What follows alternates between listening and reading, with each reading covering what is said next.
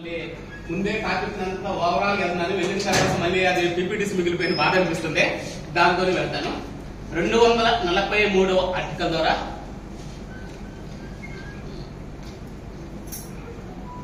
73వ రాజ్యాంగ సవరణ ద్వారా 1994లో గ్రామ పంచాయతీలు అనేవి ఏర్పాటు చేశారండి. ఈ గ్రామ పంచాయతీలు ఏర్పాటు చేసిన తర్వాత 600 జనాభా ఓటర్స్ ఉంటే దాని గ్రామ పంచాయతీగా మనం ఏర్పాటు చేసుకుంటాం. 600 జనాభా అంటే ఒక గ్రామ పంచాయతీ ఏర్పాటు చేస్తాం. 600 నుంచి లిమిట్ ఎంత అంటే 20,000 ఉంది, 30,000 గ్రామ సభ పంచాయతీలు ఉన్నాయి, 50,000 ఉన్నాయి కూడా గ్రామ పంచాయతీలు ఉంటాయి. అది 20,000 దాటి నుంచి ఏంటంటే నగర పంచాయతీలుగా రూపాంతరం చెందుతూ ఉంటాయి. 20,000 దాటి అది కూడా మళ్ళీ ఏంటంటే అక్కడున్న పంచాయతీ తీర్మానం చేయాలి. అక్కడున్న ఆ ఏ కాన్స్టిట్యున్సీ పరిధిలోకి వస్తుందో ఆ ఎమ్మెల్యేలు ఆమోదిస్తే అది నగర పంచాయతీగా రూపాంతరం చెందింది, కానీ లేకపోతే రూపాంతరం చెందదు. ఈ విధంగా గ్రామ పంచాయతీలు అనేవి ఏర్పాటు చేయడం అనేది జరిగింది. ఎందుకంటే దీని ఆవశ్యకత ఏమిటి? గ్రామ పంచాయతీ ఆవశ్యకత ఏమిటంటే ప్రభుత్వ పనుల్లో స్థానికులు పాల్గొనేలా చేయడం. అంటే గ్రామ ప్రజలందరూ కూడా ఆ పంచాయతీ పనుల్లో పాల్గొనేలా చేయడం. పంచాయతీ ఏమేమి తీర్మానం చేస్తుంది, ఏమేమి చేస్తుంది, పీపీటీస్ ఏమి ఫోటో తీయదు దయచేసి అన్ని గ్రూపులో షేర్ చేస్తాం. పీపీటీ అన్ని కూడా పీడిఎఫ్ చేస్తాం, అన్ని గ్రూప్ లో షేర్ చేస్తాం. మళ్ళీ మధ్యలో మీకు ఇది మిస్ అయిందేమో. కానీ ప్రజలందరికీ దైనందిక అవసరాలను మేలైన పద్ధతిలో తీర్చుకోవడానికి, అంటే ఆ గ్రామ పంచాయతీలో ఉన్న ప్రజలకి ఏమేమి అవసరాలు ఉన్నాయి, ఏం చేయాలి, అవన్నీ తీర్చుకోవడం కోసం గ్రామ పంచాయతీ ఏర్పాటు చేస్తాం. స్థానికంగా ప్రజలకు అధికంగా ఉద్యోగాలు కల్పించవచ్చును. ఈ స్థానికంగా ఈ గ్రామ పంచాయతీ అసలు ఉద్యోగాలు కల్పించవచ్చండి. అంటే తెలంగాణలో అయితే నాకు అంత తెలియదు, కానీ ఆంధ్రాలోకి వచ్చేసేపటికి సచివాలయాన్ని ఏర్పాటు చేశారండి. 2019 సంవత్సరంలో గవర్నమెంట్ వచ్చిన తర్వాత గ్రామ సచివాలయాన్ని ఏర్పాటు చేశారు. ఒక 2,500 జనాభా ఉన్నదానికి ఒక సచివాలయం అన్నమాట. దాదాపు 11 పోస్టులు క్రియేట్ చేశారు. 11 పోస్టులు క్రియేట్ చేసి ప్రజలందరికీ కూడా, అంటే వాళ్ళు అన్ని డిపార్ట్మెంట్ 11 డిపార్ట్మెంట్ కూర్చోబెట్టారు. దాంట్లో 11 డిపార్ట్మెంట్ కూర్చోబెట్టి వాళ్ళు ఏ పని అవసరం గ్రామ సచివాలయానికి వెళ్ళి, అంటే మినీ సచివాలయం కేంద్రంలో పార్లమెంట్ ఎలాగో రాష్ట్రంలో శాసనసభ ఎలాగో గ్రామ పంచాయతీలో ఒక సచివాలయం. అంటే సార్ మరి గ్రామ పంచాయతీ ఉంది కదా, ఇంకా సచివాలయం ఎందుకంటే గ్రామ పంచాయతీలకు వచ్చేప్పటికి సర్పంచ్ గారు ఒకే ఉద్యోగి ఉంటారు. గ్రామ పంచాయతీ కార్యదర్శి లేదా సెక్రటరీ ఒక్కళ్ళే ఉంటారు. అది కూడా అన్ని పంచాయతీలు ఉంటారు. 2-3 పంచాయతీకి సెక్రటరీ ఉంటారు. తెలుసా మీకు? 2-3 పంచాయతీలు ఉంటారు. అదే ఈ సచివాలయాల రాఖ్యతం అయితే 6 పంచాయతీలు కూడా ఒకే సెక్రటరీ. 6 పంచాయతీలు 7 పంచాయతీలకు ఒకే సెక్రటరీ. ఎక్కడ ఉంటారు? ఒక రోజు ఒక పూట ఎక్కడ, లేదా ఒక పూట ఎక్కడ అందుబాటులో ఉండేవాడు కాదు. ఇలాగ కొంచెం పంచాయతీ పరిపాలన ఇబ్బందికరమైన పరిస్థితులు ఏర్పడుతున్నాయని సచివాలయాలు ఏర్పాటు చేశారు. సచివాలయాలు ఏర్పాటు చేసిన తర్వాత అంటే కొంచెం అడ్మినిస్ట్రేటివ్ ఈజీ అయింది. గ్రామ పంచాయతీ పరిపాలన నిర్వహించడానికి కొంచెం సౌలభ్యంగా సౌకర్యవంతంగా ఏర్పడింది. అయితే తెలంగాణలో అంటే ఆ యొక్క సెక్రటరీ పోస్టులను భర్తీ చేస్తే, గ్రామ పంచాయతీ కార్యదర్శి పోస్టులను భర్తీ చేసినప్పుడు అక్కడ కూడా అడ్మినిస్ట్రేషన్ ఈజీగా అయిపోతుంది. ఇబ్బంది ఏం లేదు. ఎక్కడ కూడా చాలా వరకు చేశారు. చేస్తారు. అదే చెప్తున్నాను కదా, అన్ని చేస్తారు, మాక్సిమం చేస్తారు. ఎందుకంటే అలా చేస్తేనే పంచాయతీ అడ్మినిస్ట్రేషన్ ఈజీగా ఉంటాయి. ఓకేనా?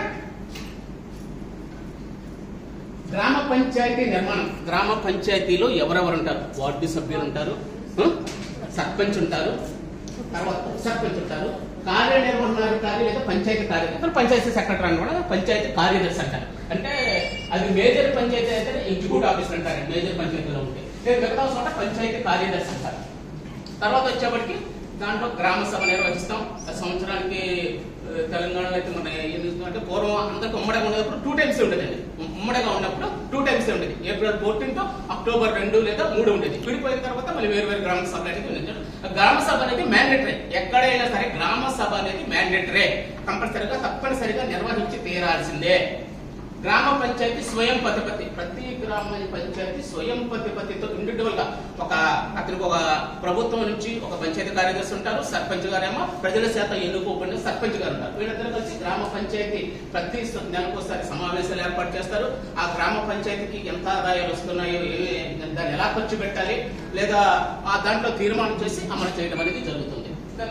గ్రామ పంచాయతీ కామన్ సెల్, పంచాయతీ సీట్లు ఉంటాయి. ఉదాహరణగా మీరు మీ గ్రామంలో మీ బంధువులు ఒక కోర్టు కేసు మీద అవసరమైతే మీకు కోర్టులో షూరిటీ కావాలంటే పంచాయతీ కార్యదర్శి రాసేసి గ్రామ పంచాయతీ సీల్ వేస్తేనే కానీ ఇతను ఈ గ్రామం వస్తేనే ఆ యొక్క మన ఆధార్ కార్డు ఇవన్నీ ఇచ్చేస్తేనే అక్కడ బెయిల్ ఇస్తారు. చూసారు ఎప్పుడన్నా? ప్రతి పంచాయతీకి సీల్ ఉంటుంది. ఆ సీల్ వేస్తేనే అది ఇది అవుతుంది. అంటే ప్రతి పంచాయతీ ఒక సీల్ ఉంటుంది. అది గ్రామ సచివాలయం అనేది అది ఓన్లీ ఆంధ్ర వరకే, ఎక్కడ లేదు. నెక్స్ట్ చూడండి ఇక్కడ గ్రామ పంచాయతీలకు వచ్చేసరికి ఎంతమంది ఉంటారు? కనిష్టంగా 5 తగ్గకుండా 21 మంది వార్డు సభ్యులు ఉంటారండి.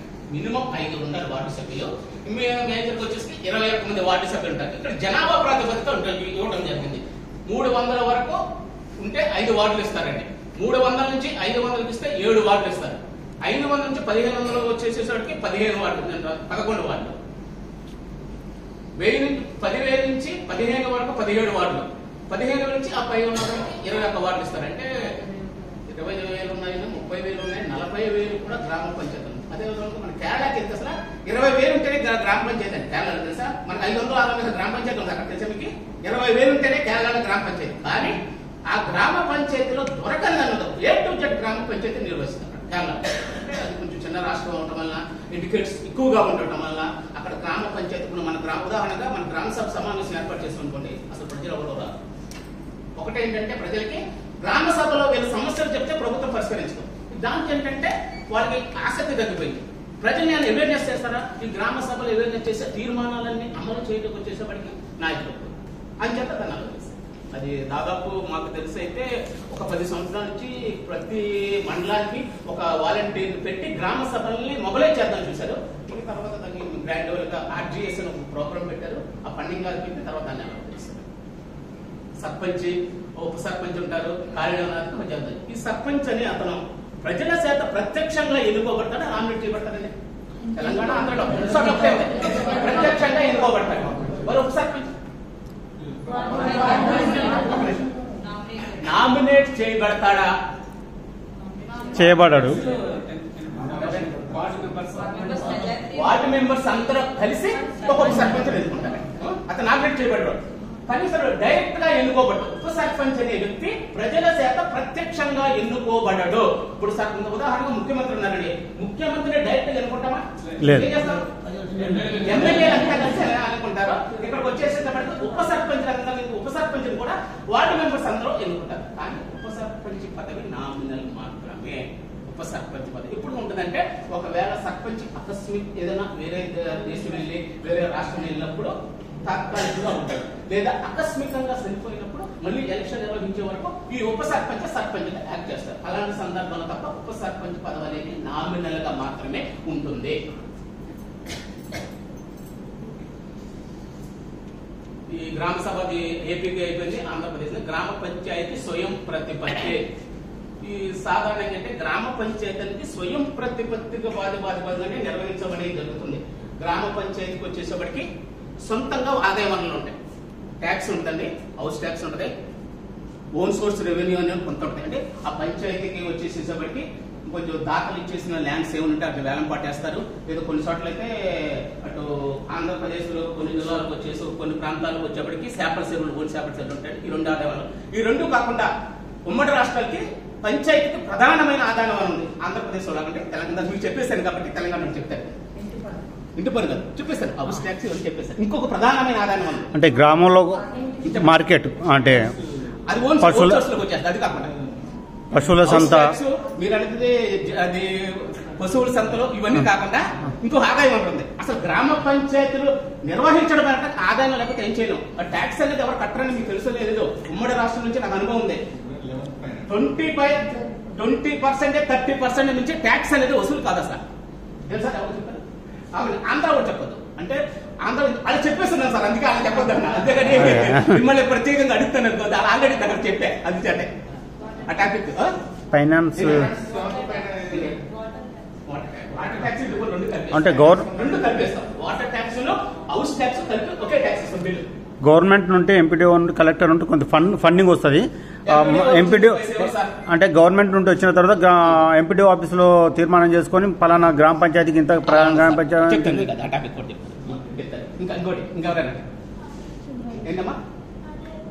ఫైనాన్స్ కమిషన్ వస్తాయి. జనరల్ ఫండ్ అంటే ఏం లేదు sir, house tax, water tax కలిపి ఒకే ట్యాక్స్ ఇస్తాం. దాంట్లో లైబ్రరీ సెస్ ఉంటుంది తెలుసు, మీరే ఇప్పుడు చూసారా?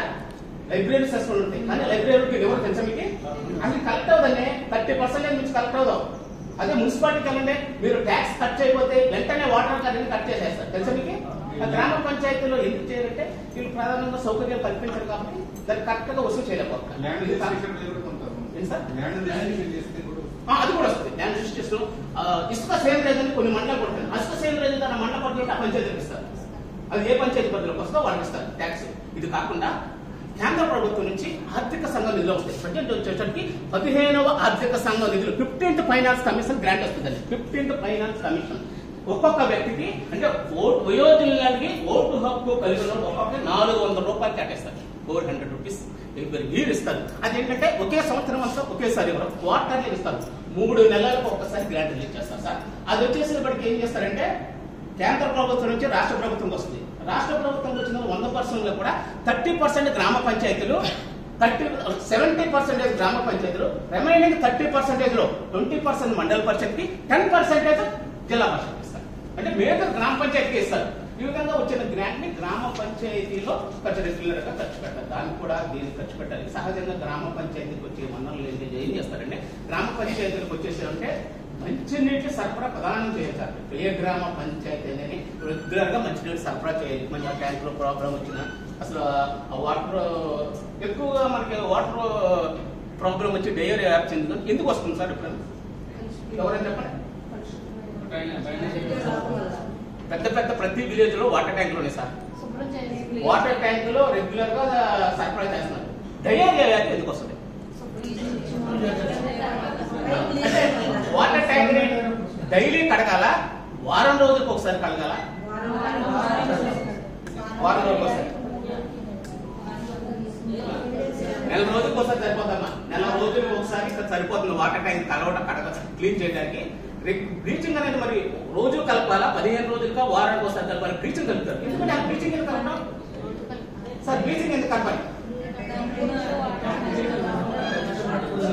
పురుగులు ఏమంటే చిన్న నుడి పురుగులు కానీ దాంట్లో పిహెచ్సి వాల్యూ ఉంటాయండి. మీకు తెలిసిన పిహెచ్సి వాల్యూ ఉంటాయి. ఇప్పుడు క్లోరైడ్ వాటర్ ఏది కొన్ని మిక్స్ అయితే కదా, ఆ బ్లీచింగ్ కలిపితే ఏం లేదు. అది దానికి కూడా టెస్ట్ ఎలా చేస్తారంటే ట్యాంక్ దగ్గరకు వచ్చేసేపటికి 2 పాయింట్ బ్లీచింగ్ కలిపిన తర్వాత 2 పాయింట్ ఉండాలి. అదే ఆ విలేజ్ లాస్ట్ ట్యాప్ ఓపెన్ చేస్తే 0.5 ఉండాలి ఆ పిహెచ్సి వాల్యూ. అలాగా బ్లీచింగ్ వాల్యూ అలా ఉంటే మధ్యలో కెమికల్ ఎటకాలు ఉంటే సరిపోతుంది. ఏం చేస్తారంటే పైప్ లైన్ వేసేస్తారు కదా, ఈ పైప్ లైన్ మధ్యలో లీకేజ్ అవుతాం. ఆ పైప్ లైన్ ఎక్కడి నుంచి వెళ్తే డ్రైనేజ్ మధ్యలో వెళ్తాం. ఆ డ్రైనేజ్ వాటర్ కలిసి ఇదైనప్పుడే పైప్ లైన్ లో డయేరియా రావడం, దాన్ని వెంటనే గుర్తించకపోవటం, ఆ వెంటనే దాన్ని గుర్తించేసి వెంటనే రిపేర్ చేసి ఆ ప్రాబ్లం ఉండదు. ఆ డ్రైనేజ్ వెళ్ళిపోతుంది కదా, అదే వాటర్ కలిసిపోయి డయేరియా వచ్చేస్తుంది. అలాంటి అయితే ఎక్కువ వెళ్ళిపోతుంది. ఇంకోటి ఏంటంటే కొన్ని చోట్ల ఏంటంటే ఆ ట్యాంక్ కి పైన ట్యాప్లు ఉంటే లేకపోతే దాన్ని కరెక్ట్గా చూసుకోరు. అప్పుడు ఏమైనా నష్టం ఏర్పడతా? సమ్మర్ వచ్చింది అనుకోండి, కోతులు లాంటివి పడిపోయి కోతులు లాంటివి పడిపోతే అసలు మనకు మళ్ళీ చూసేవారు తెలియదు. కొన్ని గ్రామాలు చూసాం కేవలం కోతులు చనిపోయి గుర్తించగా అదే వాటర్ కొన్ని రోజులు తాగేసి డయేరియా వచ్చిందా తెలియదు. వెళ్ళి చూస్తే అది చనిపోయి భయంకరంగా ఉన్నప్పుడు మాత్రమే ఇలా డయేరియా వస్తుంది. లేదా డ్రైనేజ్ పైపుల్లో ఎక్కడైనా ఏం చేస్తాం, సహజంగా ఏం చేస్తాం, ఇది నా ఇంటి ముందు చెల్లుతుంది, ఎంతవరకు నాదని అన్ని ఏదో పని చేస్తాడు, ఆ పైప్ లైన్ పగిలిపోతుంది. సరే పైప్ లైన్ ఇతను చేయకపోతే పంచాయతీ అతనికి పైప్ లైన్ ఇక్కడ పగిలిపోయిందని చెప్తే నువ్వే చేసావు, నువ్వేదో పగల కొట్టావంటాడని మామూలు గుర్తుంటారు. ఈ డ్రైనేజ్ వాటర్ కలిసిపోతాయి. ఎందుకంటే డ్రైనేజ్ వాటర్ కింద పైన వెళ్తుంది కదా, ఆ పైప్ లైన్ వెళ్ళిపోతే డయేరియా వస్తుంది. ఇది మైనర్ ప్రాబ్లం. మేజర్ ప్రాబ్లం అనేది అక్కడ ఉంటుంది. అలాంటప్పుడే ఈ డయేరియా అనేది ఏర్పడింది. దానికి మంచినీటి సరఫరా, స్ట్రీట్ లైట్ నిర్వహణకు వచ్చేసేసి తర్వాత శానిటేషన్, దీనికి గ్రామ పంచాయతీ ప్రధానంగా ఖర్చు పెట్టడం. ఇంకా మేము అడిషనల్ గా వచ్చినప్పుడు ఏం చేస్తారంటే గ్రాండ్ మిగిలితే సీసీ రోడ్ ఏర్పాటు చేయడం, డ్రైనేజీ నిర్మాణం చేయడం, ఇవన్నీ గ్రామ పంచాయతీ. ఇంకా మేము మేజర్ చేయాలంటే అది ఎమ్మెల్యే కోట వచ్చే నిధులు కానీ, ఎంపీ కోటాలో వచ్చే నిధులు కానీ, జిల్లా పరిషత్ నిధుల్లో వచ్చేది, మండల పరిషత్ నిధులతో స్కూల్ బిల్డింగ్లు కడతారు కదా, అంగన్వాడీ సెంటర్ దేని నుంచి వచ్చి మనకు కడతారని కేంద్ర ప్రభుత్వం నుండి. కేంద్ర ప్రభుత్వం నుంచి ఇప్పుడు పంచాయతీల్లో ఒక ప్రధానమైన కేంద్ర ప్రభుత్వం వచ్చి డబ్బులు అంగన్వాడీ సెంటర్ కడతారు. ఎన్ఆర్జెస్ లో రాష్ట్ర ప్రభుత్వం కొంచెం షేరింగ్ చేసుకుని పంచాయతీ కూడా కొంత షేర్ చేసుకోవాలి. ఆ రెండు వేసి తీర్మానం చేసి అంగన్వాడీ సెంటర్ ఆ రెండు షేర్.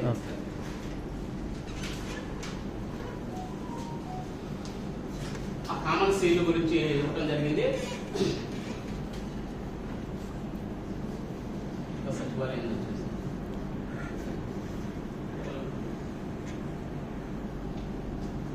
గ్రామ పంచాయతీ ప్రధానంగా నిర్వహించవలసిన విధులు. ఈ దీంట్లో నుంచి వెళ్ళేటప్పుడు సార్ దీంతో పాటు మీరు కొంచెం యాడ్ చేయమన్నారు. దీంట్లో ఏది అవసరమో అది చెప్తూ మీకు ప్రధానమైనది నేను చెప్తానండి.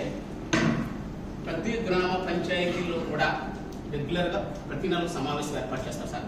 సమావేశం ఏర్పాటు చేసి వచ్చిన అది సహజంగా ఏం చేస్తారంటే, నా 3 టర్మ్లో నేను సర్పంచ్కి ట్రైనింగ్ ఇచ్చున్నాను. 3 టర్మ్లో ఏ సర్పంచ్ అయినా ఎన్నికైన తర్వాత అంతా ట్రైనింగ్ కూర్చోబెట్టిన తర్వాత సార్ అంతా బాగుందంటారు. లాస్ట్ దాకా వెయిట్ చేస్తారు. సార్ నేను 5 లక్షలు ఖర్చు పెట్టాను, నేను 1 కోటి రూపాయలు ఖర్చు పెట్టాను, నేను సంపాదించే మార్గం చెప్పాను సార్. తెలుసా మీరు ఎప్పుడెప్పుడు చూసారండి? మీరు చూసారండి? చూసాం. సార్ ఇది నేను ఎలా సంపాదించాలి అంటే స్వభావం అలా ఉంది. కాబట్టి మీరు వెళ్ళి గ్రామ పంచాయతీలో మీరు వర్క్ చేయకూడదు. మహిళా గ్రామ పంచాయతీలో వర్క్ చేయాలి. నేను చూసిన మహిళా సర్పంచులు కూడా నేను కొంతమందిని చెప్తాను. అంటే రెవెన్యూ కొంతమంది సర్పంచ్ని డాక్యుమెంట్ చేసేవాడు అంటే సహజంగా భర్త సాటి భార్యలు ఉంటారండి సర్పంచులు. ఈసారి మహిళలకు రిజర్వేషన్ అయిందండి. అలా పాపం ఆవిడకి ఏమీ తెలియదు. ఆ హస్బెండ్ మొత్తం చూసుకుంటారు. ఆవిడ సర్పంచ్ అయింది. ఆవిడ మీకు ఎంతవరకు సహకరిస్తారు? దీంట్లో ఏంటంటే మళ్ళీ కొంతమంది మహిళలు ఉంటారు, కొంచెం గ్రాడ్యుయేషన్ వరకు చదువుకున్న మహిళా సర్పంచులు ఉంటారండి. వాళ్ళకి వచ్చేసేసరికి కొంచెం చిన్న తంతా కొడతారు లోపల. కానీ ఎవరో ఎక్కడికి తెలియదు. భర్త మాట జబదాటు రాలేదు. కొంచెం అప్పుడు ఏం చేయాలంటే కొంచెం రెగ్యులర్గా మనం ఫాలోఅప్ చేయాలి. మీకు ప్రధానమైన టాస్క్ ఏంటంటే, ఆంధ్రాలో అయితే 1 సంవత్సరమే ఉంది సర్పంచ్ పదవీ కాలం, 1 సంవత్సరమే ఉంది. దాంట్లో 6 months దాకా అది ఏం చేయలేదు. ఒక 6 months మీకు ఇంకెంతకాలం ఉందో మీకు ఇంకా ఎలక్షన్ లేనట్టుందండి. రేపో మాకు పెట్టాలి. మీకు కూడా ఎలక్షన్ పెట్టలేదు. సర్పంచ్ దగ్గరికి వెళ్ళి ఒక ఉదాహరణగా మహిళా సర్పంచ్ అయిందండి, మీరు వెళ్ళి ట్రై చేయండి.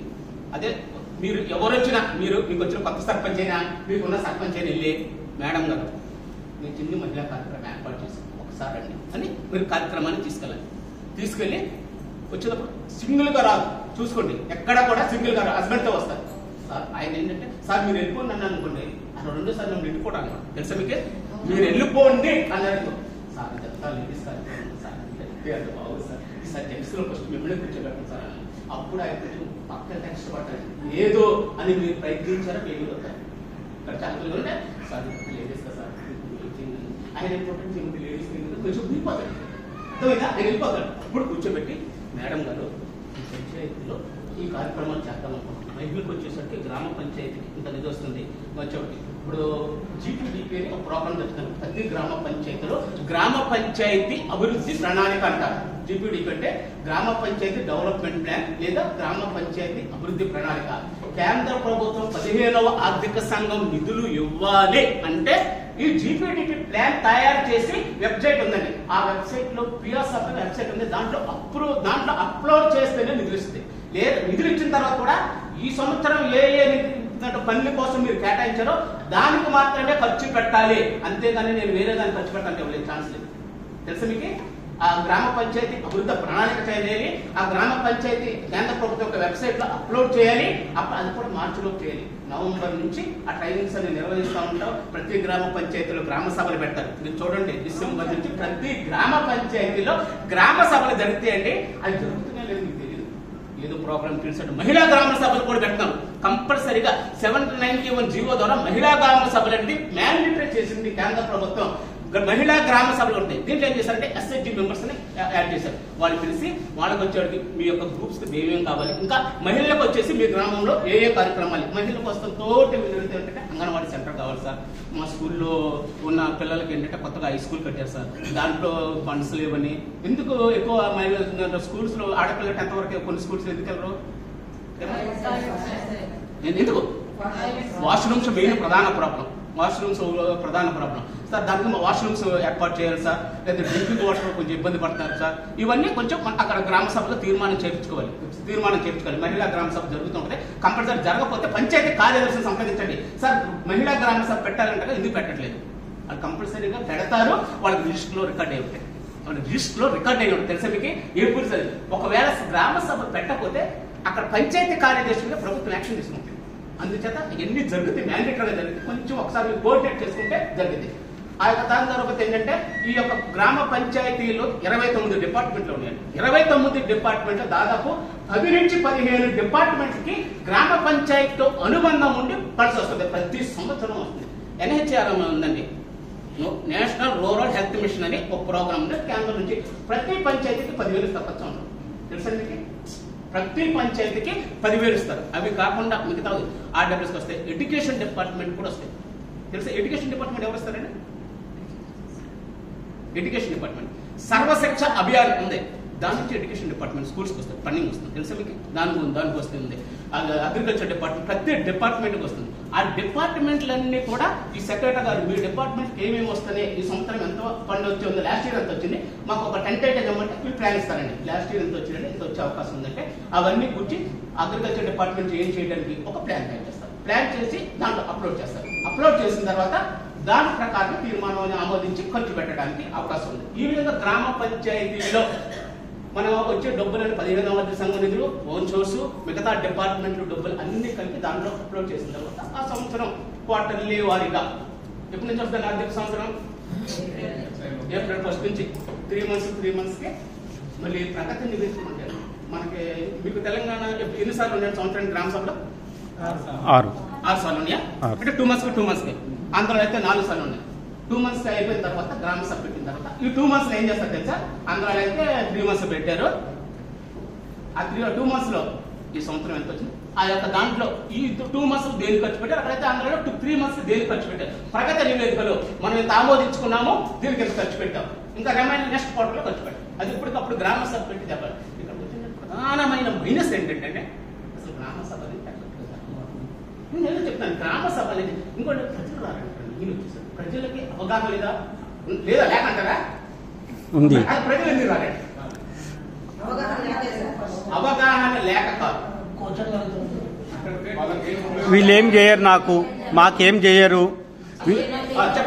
మాకేం చేయరు, వీళ్ళు గెలిచి వీళ్ళే సంపాదించుకొని మొత్తం దొంగ లెక్కలు చేసుకుంటారు. దొంగ లెక్కలు దానికంటే సార్ మేము వెళ్ళి గ్రామ సభలో మాకు ఫలాంది అని అడిగాం. 1-2 సార్లు వస్తారు సార్. అది చేయలేదనుకో వెళ్ళినా ఉపయోగం లేదు అని దానికి వాళ్ళకి కొన్ని పనులు జరగలేదు అనుకోండి నెక్స్ట్ టైం వస్తారు. అది కానీ ఏంటంటే దాన్ని ఉపయోగించుకుంటారు. గ్రామ సభలో జరిగితే ఉదాహరణగా ఈ సంవత్సరం ఒక ఆవిడికి పెన్షన్ తీసేస్తారండి. ఒక పెన్షన్ తీస్తారు. ఎందుకు? సోషల్ యాక్టివిటీకి వచ్చారు. వచ్చేసిన తర్వాత ఎవరో చెప్పారు, ఇవి మన రూలింగ్ ఉన్నాం కదా, ఇవి మన పార్టీ కాదు, అమ్మ ఆవిడకి 5 ఎకరాలు భూమి ఉంటే ఒక సోషల్ యాక్టివిటీ చెప్పారు కదా, రాసేసుకున్నారు. చూసేసేసి అయిపోతారు, పెన్షన్ ఇస్తారు. దాన్ని ఏం చేయాలి మరి? ఆవిడ యాక్చువల్ గా లేదు. గ్రామ సభ పెట్టి గ్రామ సభలో ఫలానా వ్యక్తికి 5 ఎకరాల ల్యాండ్ భూమి ఉన్నందున మేము పెన్షన్ తీసేసాం అంటే గ్రామ సభ ప్రజలు వస్తారు. ఎక్కడ ఉందండి? ప్రజలు ఎక్కడ ముగ్గురు చెప్తారు కదా, ఉందంటే ఎక్కడుందో చూపించమాట. ఈ సర్వే నెంబర్ లేవుండవు కదా, అది పేకని తేలి గ్రామ సభ అయితే కరెక్ట్ వస్తుంది. ప్రజలందరూ బాగుంటారు కాబట్టి నిజ నిర్ధారణ అనేది గ్రామ సభలో జరిగింది. కాబట్టి ఆ విధంగా మనం ఏదైనా సమస్య ఉత్పన్నమని గ్రామ సభ తప్పనిసరిగా ఏర్పాటు చేయాలి. అదేంటంటే పెర్ఫెక్ట్గా జరిగితే నాయకులకి ఏంటంటే వీళ్ళు కావాల్సి చేసుకుంటారు కుదరదు. అందుచేత గ్రామ సభని పెర్ఫెక్ట్గా ఇంప్లిమెంట్ జరగలేదు. అంటే గ్రామ సభకు వచ్చేసేపటి 10% రావాలండి. అదేంటంటే ఏం చేస్తారు? నిజంగా ఎప్పుడు మీరు గ్రామ సభలో చూసారా? ఎంతమంది వస్తారు? చూసారండి? 5-6 వస్తారు. 10% మెంబర్స్ సంతకాలు ఉంటాయి. మీకు తెలుసో తెలియదు. అసలు ఎవరో ఎందుకండి ఆ వార్డు మెంబర్స్ రాదు. అసలు గ్రామ పంచాయతీ సమావేశానికి రాడండి వార్డు మెంబర్. ఎందుకు రాదు తెలుసా మీకు? అసలు ఒకసారి అసలు ఎందుకు రాదు వార్డు మెంబర్? ఎందుకు రాదు? సరే ప్రజల్లో అర్థమండి. వార్డు మెంబర్స్ ఎందుకు చెప్పండి? వాల్యూస్ కాదు, వాల్యూస్ కాదు. ఇంకా చెప్పండి. మాట్లాడిస్తారా? మాట్లాడుతూ ఉంది.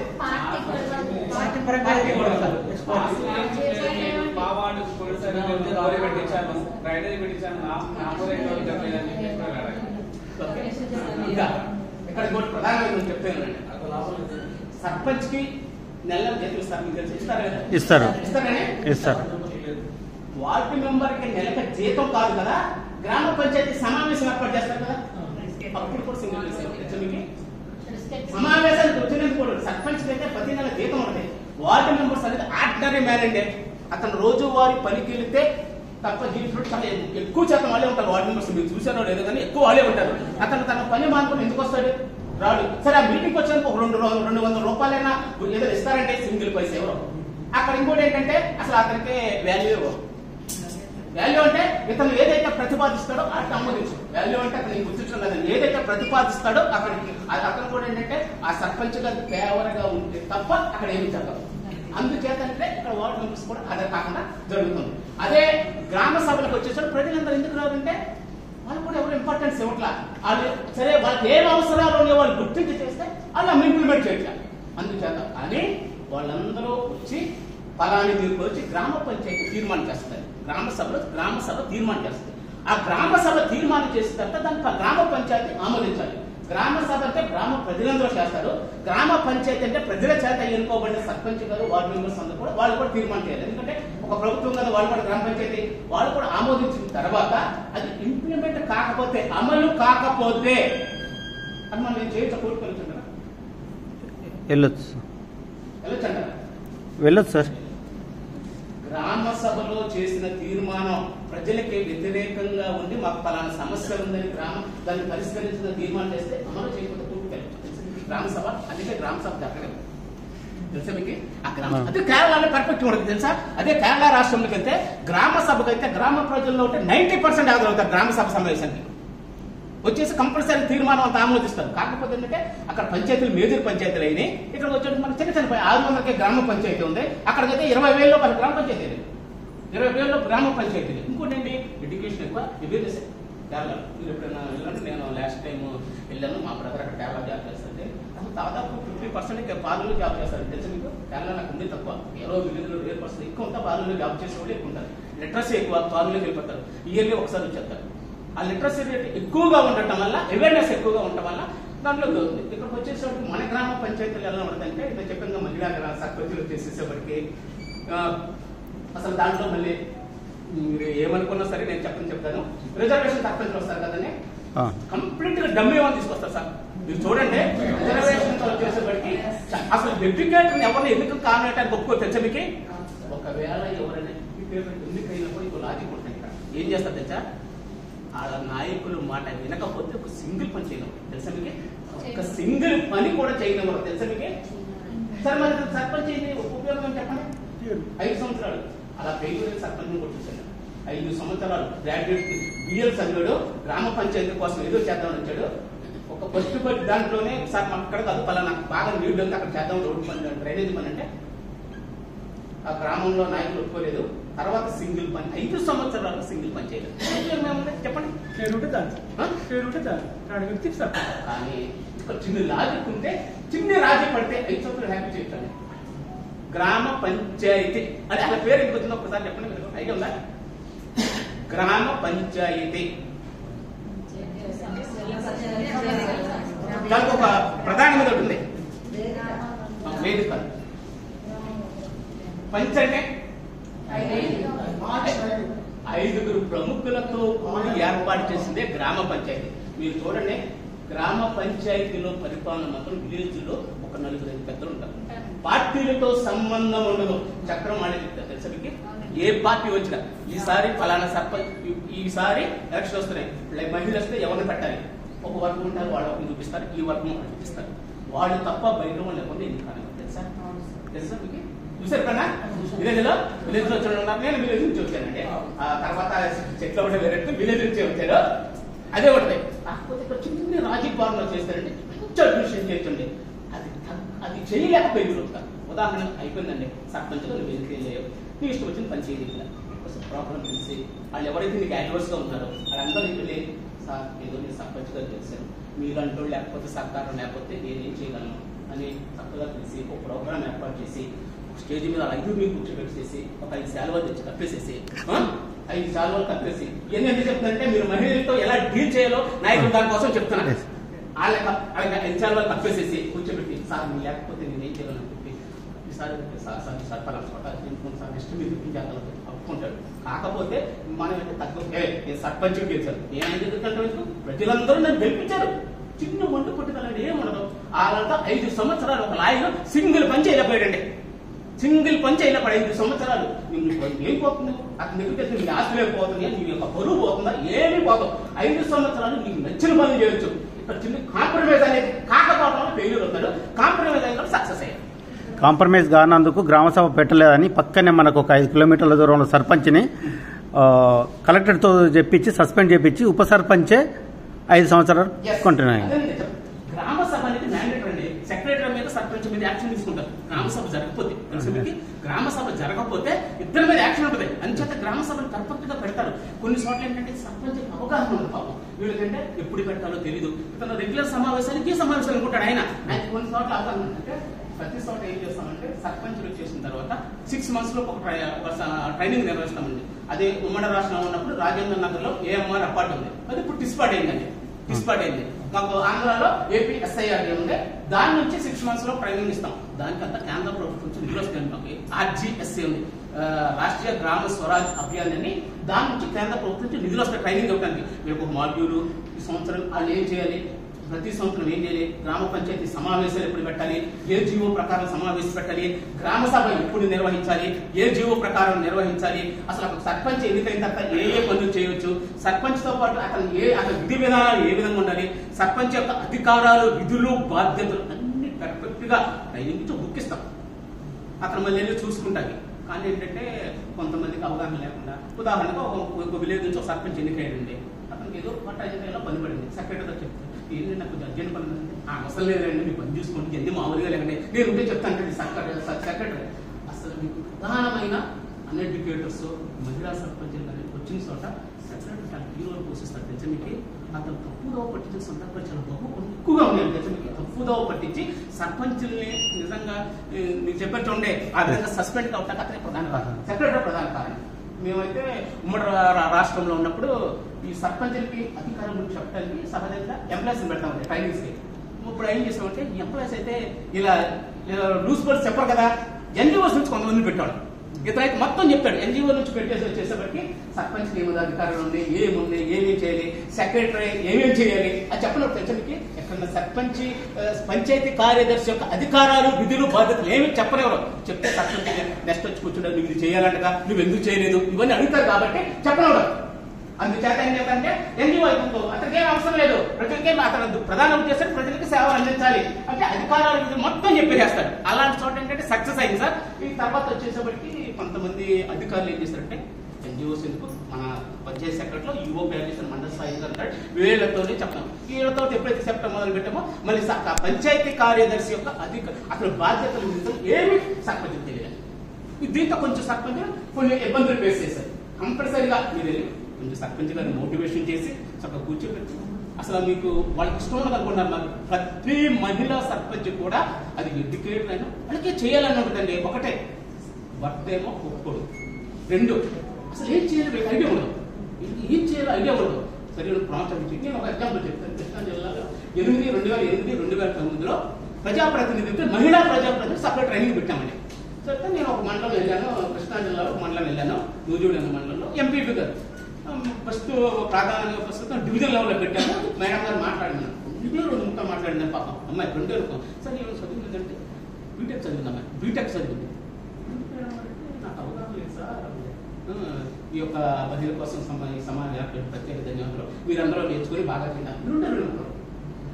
సరే మేడం గారు కొంచెం ఈరోజు మీరు ట్రైనింగ్ అయ్యే వరకు కూర్చుంటే బాగుంటుంది అనుకున్నాం అని చెప్పామంటే అసలు మహిళలు ఏం చేయొచ్చు సర్పంచ్గా, మీ భర్త చాట్లు ఉండేదానికంటే అసలు మీరేం చేయాలి, మీరు ఎన్నికయ్యారు ఉపయోగం ఏముంది, రేపు 5 సంవత్సరాలు అయిన తర్వాత మీరు ఏం చేస్తారు, కూర్చొని మేడం గారు ఈ సార్ని కన్విన్స్ చేస్తూ చేయండి అని చెప్పి 2 సంవత్సరాల తర్వాత ప్రోగ్రామ్ పెట్టామండి. మళ్ళీ మేడం పిలిచాం, అసలు అదే ప్రోగ్రామ్ మాట్లాడి నేనైతే షాక్ అయ్యా. ఏంటి అప్పుడా అవుతైనా ఈవిడైనా అనుకున్నాను. మళ్ళీ నాకు డౌట్ వచ్చి మళ్ళీ అడిగా, మేడం గారు మీరే కదా అప్పుడు అంటే అవును సార్ నేను నేర్చుకున్నాను సార్. కొంచెం అవగాహన కల్పించి మేడం గారు ఈ అధికారాలు ఇవి ఉన్నాయి ఇవి చేయాలి రండి. కాకపోతే మీరు అంటే చదువుకున్నవాడు కూడా మీరు ఇలాగే ఉంటే కామన్ మ్యాన్ పరిస్థితి అండి. ఒక చదువు రానివాడు కానీ 10th ఆఫీసులో వాడు మీరు బీటెక్ చదివిన వాడు మీరు ఎలాగుంటే ఎలాగా అని కొంచెం ప్రోత్సహించడం, కొంచెం తెలుసుకుంటాం, రావటం, కొంచెం మాట్లాడటం, వాళ్ళు ఆ లేడీస్ అవసరాలు ఏమున్నాయి దాని గురించి మండల పరిషత్ నుంచి అని గ్రాంట్ ఇవ్వచ్చా, ఈ మండల పరిషత్ నుంచి కాకుండా కాన్స్టిట్యూన్సీ పడుతుంది ఎమ్మెల్యే ఫండ్ నుంచి కొంత ఇస్తారండి, ఎమ్మెల్యే నుంచి ఇస్తారు. ఆ డ్రింకింగ్ వాటర్ కానీ లేదా సీసీ రోడ్లు కానీ ఇందిరా ఆవాస్ యోజన కానీ అవసరం శాంక్షన్ చేస్తారు, అది కాన్స్టిట్యూన్సీ వాళ్ళకి ఇస్తారు. ఈ నియోజకవర్గానికి సంవత్సరానికి ఇన్ని కేటాయించారు, దానికి ఆ మండలాల్లో ఉన్న ఎంపీడీఓస్ని పిలిచి ఈ సంవత్సరం మీ మండలానికి ఇన్ని కేటాయించాం, ఏ పంచాయతీలో ఆ పంచాయతీలో సర్పంచ్ అని చెప్తారు. గ్రామ పంచాయతీ మండలంలో ఒక సమావేశం ఏర్పాటు చేస్తారు. సర్పంచ్ గారు మీ ఇన్ని వచ్చినాయి మీ పంచాయతీకి, మీరు ఇన్ని ఎమ్మెల్యే గారు చెప్పారని వాళ్ళకి కేటాయిస్తారు. వాళ్ళు మాటలు అండర్స్టాండ్తో వచ్చేసి ఏమైనా ఉంటే మన ఎమ్మెల్యే గారి దగ్గర కూర్చొని వాళ్ళ ఒక పంచాయతీ కింద ఏర్పాటు చేసుకుని దాని ప్రకారం ఆ పంచాయతీలో హౌసులు అనేది నిర్మాణం చేయడం అనేది జరుగుతుంది.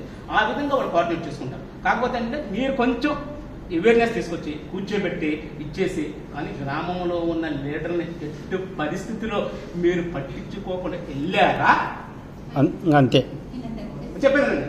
అసలు వాళ్ళు ఎవరో వస్తున్నారు, ఎందుకు వస్తున్నారు ఈ విలేజ్లోకి, ఆ సర్పంచ్ గారు హస్బెండ్ పిలుస్తారు. ఏంటంటే పద్దాక నుంచి వస్తున్నారు, మనం మీరు లేకుండా కూడా వచ్చి మీ మేడంతో కూర్చొని కష్టసేపు కూర్చొని వెళ్ళాలంటే ఏం చేస్తున్నారండి? ఏం చెబుతుంది సార్, నేను చెప్తాను కదా, ఫెయిల్యూర్ అవ్వద్దు, దయచేసి వెళ్ళి ఆయన పరిస్థితితో పిలిచి మాట్లాడి కన్విన్స్ చేయండి. కన్విన్స్ చేసి ఈజీగా అయితేనే కొంచెం జాగ్రత్తగా కూర్చొని చక్కగా తెలియండి. ఫ్రెండ్స్ సార్ మీరు కూడా ఏదో జెంట్స్ పెట్టద్దు, కొంచెం ఆయన కూడా కూర్చోబెట్టుకుంటూ నా మాట మాట్లాడుతుంది. ఆ రెండోసారి మీరు తోడుతాడు ఒకటి మనకి కోరుకుంటారు సార్. అది పెద్ద ఆస్తులు కోరుకోవడం, పెద్ద ఇదే కోరుకోవడం, వాళ్ళకు కూడా పిలవాలి, వాళ్ళకు ప్రాధాన్యత కావాలి. విలేజ్లో నేను చూశాను కదా, చాలా సార్లు చూసాను కదా. నేను డాక్యుమెంట్ కూడా చేశాను, ఎవరే కొన్ని పంచాయతీలో డాక్యుమెంట్ చేశాను. అసలు ఏమంటారు చిన్న యుగోని అతను అక్కడ పిలవాలి. ఎందుకంటే ఈ విలేజ్లో నేను లీడర్ని, నేను చెప్తే కొన్ని కుటుంబాలు నేను చెప్పిన మాటలు శాసిస్తారు. ఇంత ఓటు బ్యాంక్ ఉంది, అందుచేత నన్ను కానీ పక్కనే పెడితే నేనేం చేయలేదు. ఇక్కడ పార్టీలు కూడా ఇక్కడ ఇంకోటి ఏం జరిగిందంటే, ఉదాహరణగా ఈ పార్టీ లీడింగ్ లో ఉందండి. ఇప్పుడు ఏపీదే మీకు ఎగ్జాంపుల్ చెప్తాను. సర్పంచులు మేజంతా వైసీపీ టీడీపీ అధికారంలో ఉంది. వెళ్ళి సర్పంచ్ గారి దగ్గరికి వెళ్ళి సర్పంచ్ గారితో మాట్లాడాలి, అదే గ్రామ పంచాయతీలో టీడీపీ లీడర్తో కూడా మాట్లాడాలి. రెండు పార్టీలు అదే మీరు మనకు తెలంగాణకు వచ్చేప్పటికి బీఆర్ఎస్ నాయకులతో మాట్లాడాలి, కాంగ్రెస్ వాళ్ళతో మాట్లాడాలి. ఈ బీజేపీ కూడా ఉంది. ఇక్కడ 3 ఉన్నాయి ప్రధానమైన పార్టీలు తెలంగాణకు వచ్చేప్పటికి. ఎక్కడైనా మిస్లీడ్ చేసామా అసలు మొత్తం ఫెయిల్యూర్ ఏదో చేస్తారండి. వాళ్ళు కొంచెం ఏమి ఉండదండి, మనం ఇంకొక అరగంట ఎక్కువ కేటాయించాలంటే చెప్పేసి ప్రజెంట్ ఏం చేయాలంటే ఎవరు అధికారంలో ఉన్నారో ఆ పార్టీలో ముందు కలవాలి, తర్వాత మిగతా వాళ్ళని కలవాలి, కలిసి ఇచ్చేసి అసలు మీ టార్గెట్ ఏంటి, ఏం చేద్దాం అనుకుంటున్నాం సార్, మీ గ్రామంలోనే చేస్తాం సార్, మీ గ్రామమే అభివృద్ధి అయింది, ఫండింగ్ ఎలా చేయాలనే దాన్ని మాత్రమే మేము ఇంప్లిమెంట్ చేస్తాం సార్, మొత్తం మీ గ్రామం కోసమే సార్ అని చెప్పాలి. అవన్నీ చెప్పి చేస్తేనే మీకు పని అయింది.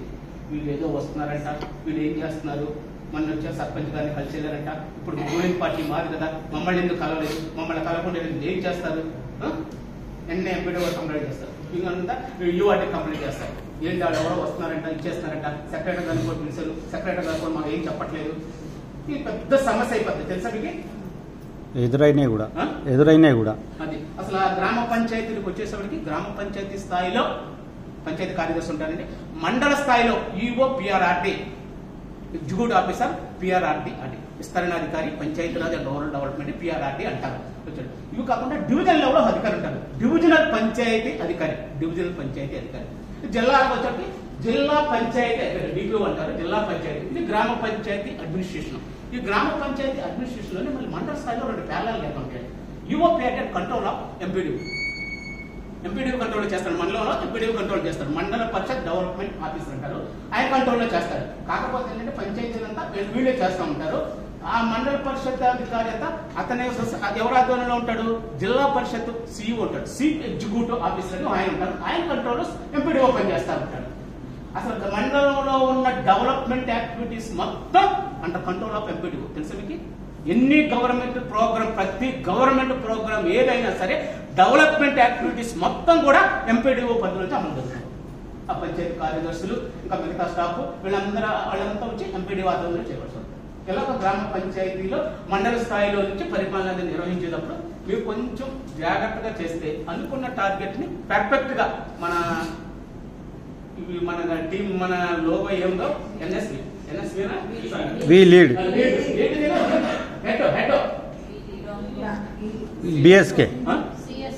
BSK and CSO civil society organisations. మనం దాన్ని ఫుల్ఫిల్ చేయాలంటే కంపల్సరిగా అది చేయాలండి. గ్రామ పంచాయతీలో పార్టీలు కొంచెం జాగ్రత్తగా వెళ్ళేటప్పుడు, నాయకులు కలిసేటప్పుడు కానీ నాయకుల దగ్గరికి వెళ్తే ఈయన ఇంకోటి చెప్తాడండి, మనం వెళ్ళి కలిసిన తర్వాత అంతా నేనే సార్, ఇంకా మీరు ఎవరినే కాదు కలిసే పని లేదు అంటారు. ఇందులో పార్టీ ఆయన కలిసారు కదా, అంతా నేనే సార్, ఎవరిని కలిసే పని లేదు.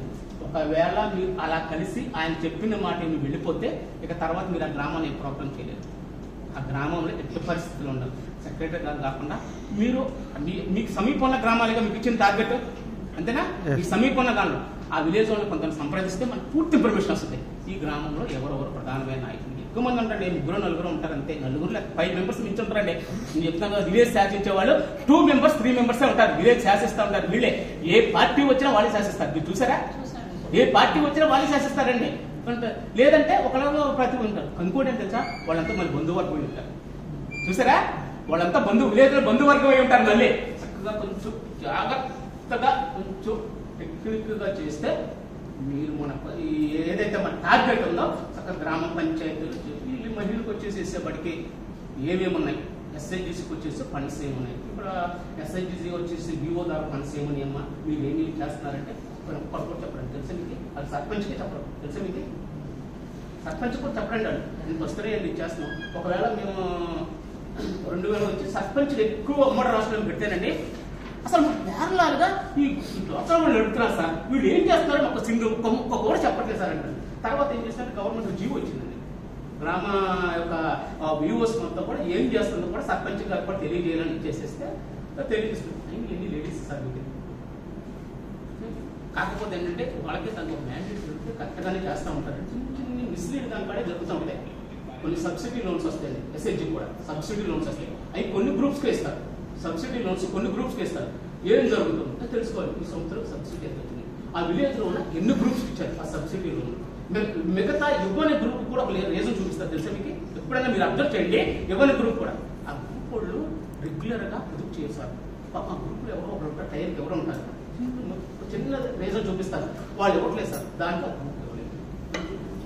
అమ్మ వాళ్ళు కూడా కొంతమంది డెవలప్ అవుతారు కదా, సబ్సిడీలో వాళ్ళు కూడా ఇవ్వండి. అసలు ఎన్ని వస్తున్నాయి ఏమంటే కూర్చోబెట్టి ఈ సంవత్సరం ఎన్ని వచ్చాయి చెప్పాలంటే అసలు మీకు గ్రామ పంచాయతీలో తెలియజేయాలి. చెప్పవలసిన అవసరం ఉందా లేదా? ఉంది. చెప్పండి, ఉందా లేదా? ఉంది, చెప్పాలి.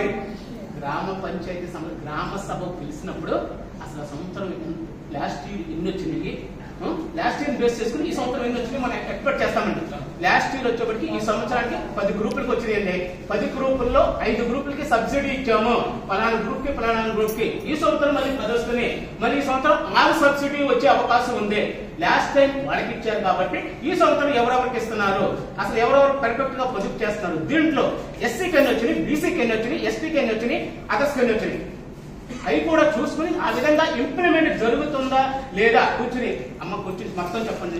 మీరు పర్ఫెక్ట్ గా గ్రామ సభ జరిపించి సర్పంచ్ గారిని కూర్చోబెట్టి చెప్పించారనుకోండి, ఏదో ఇబ్బంది పడేటట్టు కరెక్ట్గా చెప్తారు. అక్కడ గ్రామ సభ పర్ఫెక్ట్ గా జరుగుతుందంటే కరెక్ట్ లెక్కలు వస్తాయండి. లేకపోతే పరిస్థితిలో లెక్కలు గ్రామ సభ జరగడంతో పాటు ప్రజలందరూ ఎక్కువ మెజారిటీ ప్రజలు ఆదరైతే చూడాలి గ్రామ సభ. ఇక గ్రామ సభ వచ్చేప్పటికి ఏం చేస్తామంటే 10% ఆదరైతే సరిపోతా ఉన్నాం.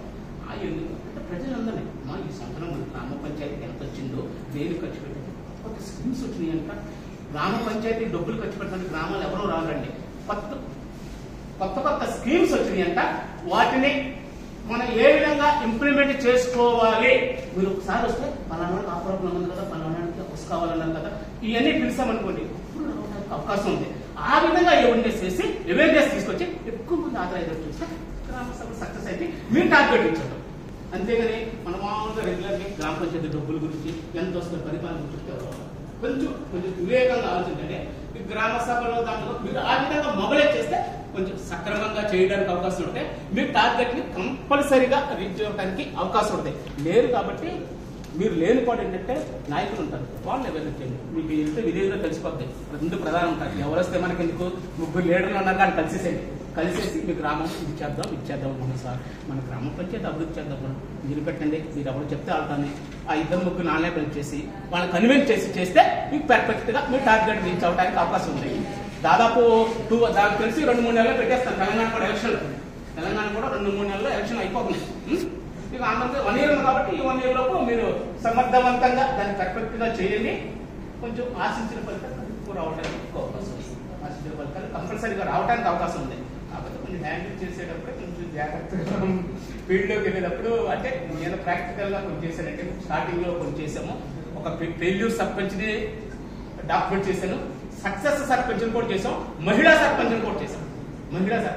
మహిళా సర్పంచ్ ఫెయిల్యూర్ ఎవరెవరు అయ్యారు, ఎందుకు అయ్యారు, ఫెయిల్యూర్ అయినది కాదు, అసలు ఏ విషయాలు అయ్యారు, ఏం చేశారు, మొత్తం ప్రతి దాని బుల్లెట్ పాయింట్లతో సహా మొత్తం చేసాం. అది మీకు ఎక్కడ ఎదుర్కొన్నాను మొత్తం మొత్తం స్టోరీ చెప్తారు. కూర్చోబెట్టి మనం ఇచ్చేస్తే మొత్తం చెప్పుకొచ్చేస్తారు.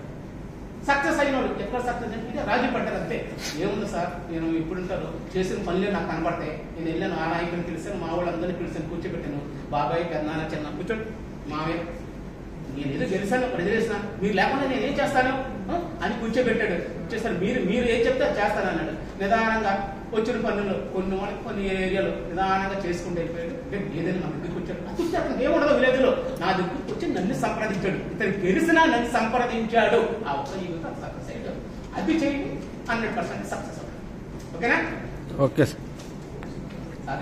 టైం అయిపోతుంది. అప్పుడు 20 సంవత్సరాల క్రితం వేసిన పైప్ లైన్లు అవి రీప్లేస్ చేస్తుంటారు. అవి కాన్స్టిట్యూన్సీ నిధులు వస్తాయి సార్. కాన్స్టిట్యూన్సీ నిధులు వస్తూ ఉంటే అది ఎంపీ నిధులు కానీ ఎమ్మెల్యే నిధులు కానీ అవి వస్తాయి. ఆ ఎమ్మెల్యే అంటే అది ఆమోదించిన తర్వాత దానికి సపరేట్ కాంట్రాక్టర్ ఇక్కడ తీర్మానం ఆమోదించి వర్క్ షాప్ ఆమోదం పొందుతారు.